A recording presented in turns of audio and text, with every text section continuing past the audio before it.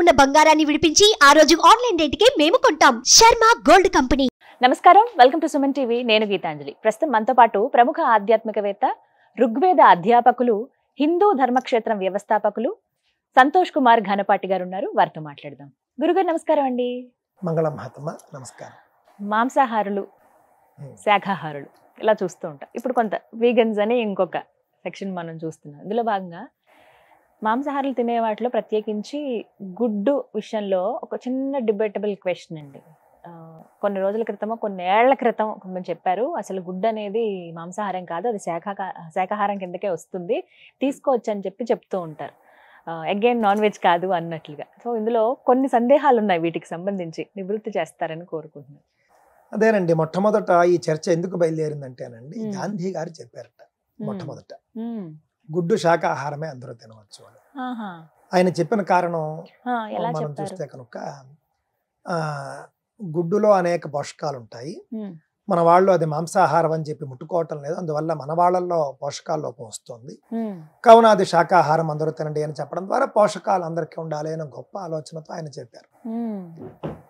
అయితే మనం ఇక్కడ విషయం ఏమిటి అని చూస్తే, ఆయన గుడ్డులో జీవం ఉండదు కదా అని చెప్పారని, అలాగే బాయిలర్ గుడ్లు ఏవైతే ఉన్నాయో మనం ఇప్పుడు ఫ్యాక్టరీల్లో కోళ్ల ఫారంలలో తయారు చేసేటటువంటి గుడ్లు, ఆ గుడ్డును తినకపోతే ఆ గుడ్డు నుండి జీవం రాదుట బయటికి.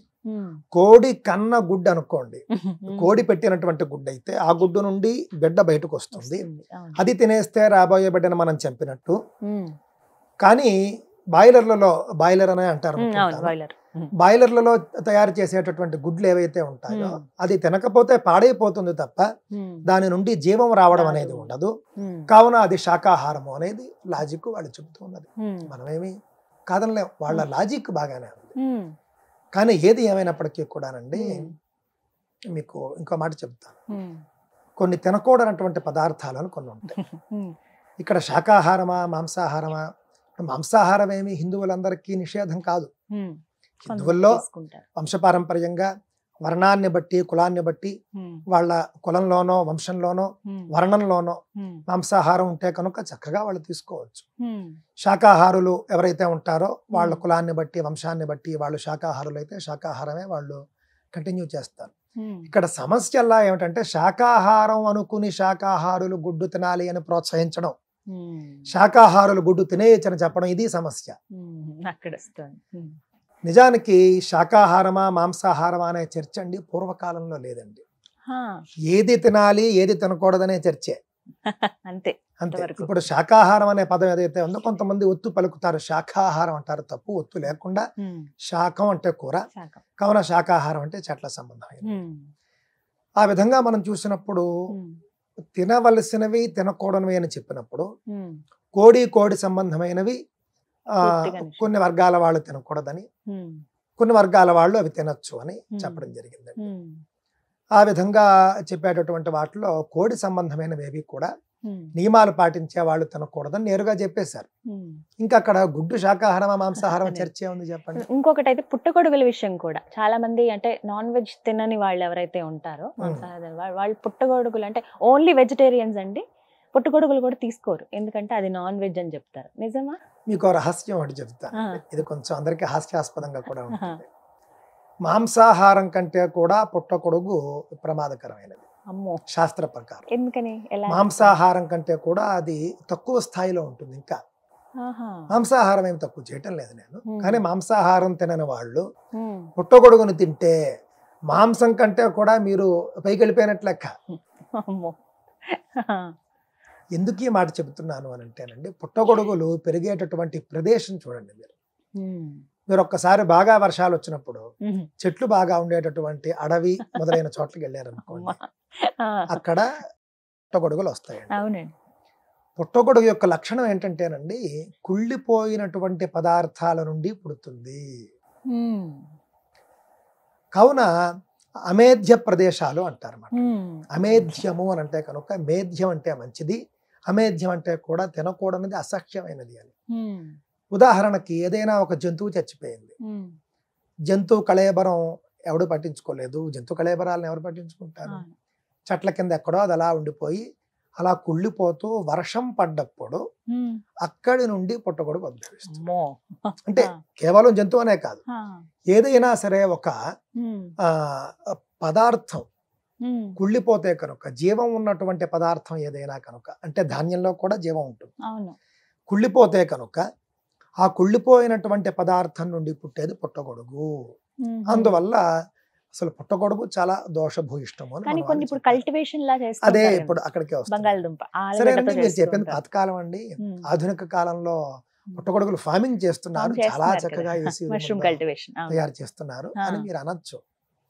అక్కడ కూడా ఫార్ములా ఇదే, కాకపోతే ఈ మొక్కజొన్నలు, జొన్న గింజలు మొదలైనటువంటి ఉంటాయి చూసారా, అవన్నీ అక్కడ వేస్తారు. అవి కొళ్ళాలి మళ్ళీ అక్కడ మీకు. అంటే అక్కడ ఒక ఫంగస్, అంటే పుట్టగొడుగు అనేది ఒక ఫంగస్ ఫామ్ కావాలి అని అంటే పదార్థం కొళ్ళాలి.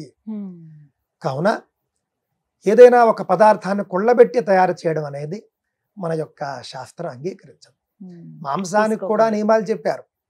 ఫలానా మాంసాహారులు ఫలానా మాంసం తినవచ్చు, మాంసాహారులు ఫలానా మాంసం తినకూడదు, ఇవన్నీ చెప్పారు. అక్కడ కూడా పుట్టగొడుగులు వద్దని చెప్పారు.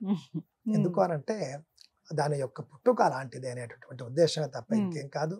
గుడ్డైనా పుట్టగొడుగు అయినా శాకాహారమా మాంసాహారమా అనే చర్చ కాకుండా ఈ విధమైనటువంటి చర్చ, ఏది తినచ్చు ఏది తినకూడదు అని చెప్పినప్పుడు పుట్టగొడుగు మరియు కోడిగుడ్డు, కోడి సంబంధమైనది ఏదైనా సరే దాంట్లోంచి జీవం వస్తుందా రాదా ఎంత కూడా అనవసరం. ఎందుకు అనంటే బాయిలర్లో కూడా గుడ్డు తయారు చేయాలి అని అంటే కోళ్ల నుండి కొంత వీళ్ళు పదార్థాన్ని తీయాలి, అయిపోయింది అక్కడే. ఇంకా మరి కాదని ఎలా అంటారు? గ్రామ కుక్కుటం అంటారు అనుకుంటారు. దాని నుండి వచ్చేది ఏది కూడా శాకాహారులకి, అంటే నియమాలు పాటించి పూజలు చేసుకునే వాళ్ళకి పనికి రాదు అని చెప్తున్నారు. వీగన్స్ అని అంటున్నారు కదండి, అంటే జంతువులకు సంబంధించినవి ఏవి కూడా తీసుకోరు, కేవలం వీటి మాత్రమే తీసుకుంటారు. అయితే ఇవి అసలు మనకి శాస్త్రంలో ఉందా అండి? వీటి ఏం లేదు, అదొక వెర్రి, అదొక వెర్రి. వాళ్ళు వేరు, పాశ్చాత్య దేశాల్లో ఉన్నటువంటి వెజిటేరియన్స్ వేరు, మనం వేరు. మనకి చాలా గొప్ప గొప్ప అర్థాలు ఉన్నాయి. పాశ్చాత్య దేశాల్లో అట మా మిత్రుడు ఒక ఆయన చెప్పారు, ఏదో ఒక దేశం వెళ్ళినప్పుడు ఏదో అక్కడ మరి ఆహారానికి ఎక్కడో ఆయన రెస్టారెంట్కి వెళ్ళాట. ఏ ఫుడ్ కావాలి అంటే వెజిటేరియన్ ఫుడ్ అని వెంటనే ఇచ్చేట. ఇదేమిటి ఇంత ఫాస్ట్గా తెచ్చారంటే, ఏం లేదు, క్యారెట్ ముక్కలు, క్యాబేజ్ ముక్కలు, కొత్తిమీర ముక్కలు ఇచ్చేసి ఇదే, ఇంకేం లేదు అన్నట్టు. ఆ విధంగా వాళ్ళు వెజిటేరియన్ అని అంటే కనుక కేవలం కూరలు అని అంటారు. మన దగ్గరికి వచ్చేసరికి వెజిటేరియనా నాన్ వెజిటేరియనా అనేది కాదు, తప్పకుండా ఏది తినాలి ఏది తినకూడదు అనే నియమం చేశారు, అవి మనం అనుసరిస్తూ ఉన్నాం. కొంతమంది కుటుంబాల్లో, బ్రాహ్మణ కుటుంబాల్లో, అలాగే వైశ్యుల్లోనూ రాజుల్లోనూ, అలాగే ఇతర శూద్రుల్లోనూ కూడా శాకాహార కుటుంబాలు ఉన్నాయి.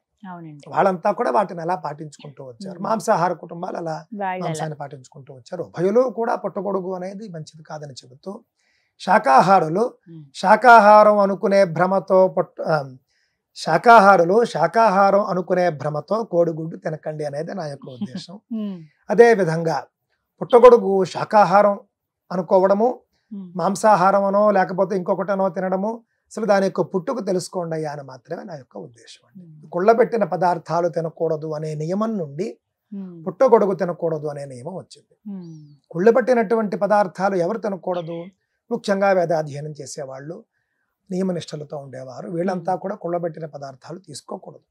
అందులో భాగంగానే మనం ఈ యొక్క పుట్టగొడుగులు, ఛత్రాకం అంటారు మనకి సంస్కృతంలో, అది తినకూడదని చెప్పడం జరిగింది.